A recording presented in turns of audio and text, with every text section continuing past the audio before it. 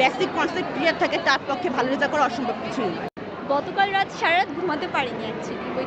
সবার প্রতি আমি কৃতজ্ঞ যে আমার মেয়েকে তারা এভাবে গ্রুমিং করেছে এবং সর্বোপরি অনেক ভালো লাগছে, অনেক আনন্দিত।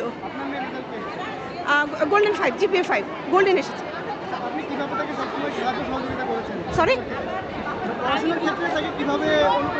না অনুপ্রেরণা বলতে আমাদের শিক্ষকরাই গাইড করেছে, সবসময় তারা দেখিয়ে দিয়েছে, আর বাসায় মেয়ে পড়েছে।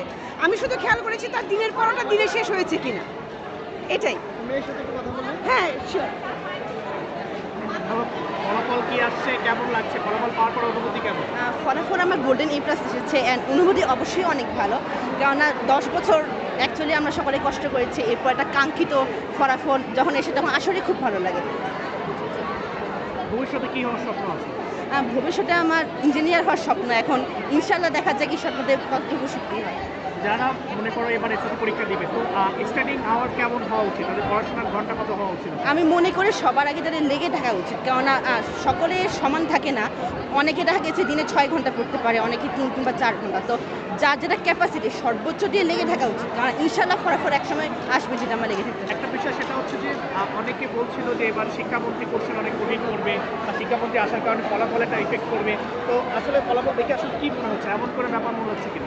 আসলে এক্ষেত্রে আমি বলবো যে কোশ্চেনে বা স্ট্যান্ডার্ড হয়েছে, কারণ যখন গভর্নমেন্ট যেহেতু চেঞ্জ হয়েছে, কোশ্চেনে অনেক প্যাটার্নে পরিবর্তন এসেছে। আগে যেরকম আমরা অভ্যস্ত ছিলাম, হুট করে কিছু নতুন প্যাটার্ন আমরা দেখতে পেয়েছি। তবে কেউ যদি অ্যাকচুয়ালি সকল কোশ্চেন সলভ করে এবং বেসিক কনসেপ্ট ক্লিয়ার থাকে তার পক্ষে ভালো রেজাল্ট করা অসম্ভব কিছুই নয়।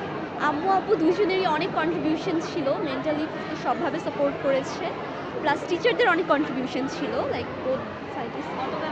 কি মনে হচ্ছিল আজকে রেজাল্ট? গতকাল রাত সারা রাত ঘুমাতে পারিনি অ্যাকচুয়ালি, ওয়েট করছিলাম, একটু পর টাইম দেখছিলাম যে কখন দিবে, প্লাস বাট যখন পেয়েছি আলহামদুলিল্লাহ যেটা হয়েছে একটু গ্রেট। আচ্ছা, আপনার অনেক সহপাঠী তো প্রত্যাশা মতো রেজাল্ট করতে পারেন অনেকেই, তাদের উদ্দেশ্যে কিছু বলতে চান? আমি বলবো রেজাল্টটা এবার কোয়েশ্চেন হার্ড হয়েছিল হিসেবে রেজাল্ট হয়তো অনেকের এক্সপেক্টেডটা আসেনি, কিন্তু ওটার জন্য এখন মন খারাপ করে তো ওটা চেঞ্জ করা যাবে না। তাই এইচএসসিতে যাতে ভালো করতে পারি এখন থেকে ওই প্রিপারেশনটা নেওয়া স্টার্ট করলে হয়তো এসএসসির কামব্যাকটা একসাথে এইচএসসিতে হয়ে যাবে। আর এসএসসি থেকে ডেফিনেটলি এইচএসসি রেজাল্টটা বেশি ম্যাটার করছে। বর্তমান শিক্ষা ব্যবস্থা নিয়ে কোনো মতামত একজন শিক্ষার্থী হিসাবে? শিক্ষার্থী হিসেবে মনে হয়েছে এক্সাম টাইমে আমাদের অনেক ফিয়ার মঙ্গারিং করা হয়েছে।